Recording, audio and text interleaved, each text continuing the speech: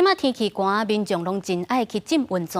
毋过，伫咧台东县真出名的金轮野溪温泉，最近就互游客发现到水拢无去啊。附近的温泉业者嘛讲，水变甲足细港的，怀疑讲是地热发电甲大量的水拢总抽走去。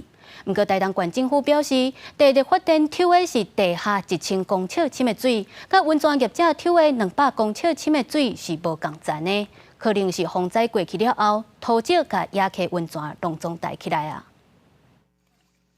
秋冬季节，台东县金轮溪野溪温泉吸引袂少民众来浸温泉。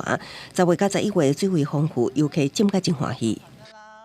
也毋过，即马12月有游客搁到金轮溪床找找野溪温泉，煞无水，只剩打气温泉流落来混热，毋知是虾米原因。附近的温泉业者也发生抽水量变少，怀疑是当地发电、地热发电大量抽走地下温泉有关系。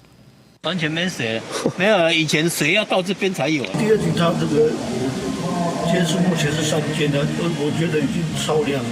当地民众也发现地热发电抽起来水有溢漏的情形，浪费资源。也毋过，台东县政府表示，地热发电的水是使用地下1000公尺的地热水，甲温泉业者抽地下200公尺以内温泉是无共的水源。那有水现象是地热发电水回注涂骹底受到压力影响才会溢出来。那野溪温泉水消息是风灾过了后，土石冲洗砍掉原来地面的水，也是水流转向。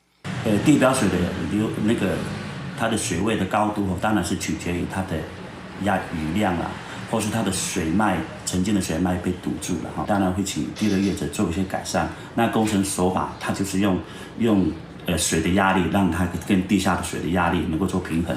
台东县政府水利科表示，设伫金轮溪涂骹底94公尺的地下水监测站，监测风台前后的水位变化，即马颠倒有升悬的趋势。也毋过溪床土石有贴悬，会加强疏浚。记者综合报道。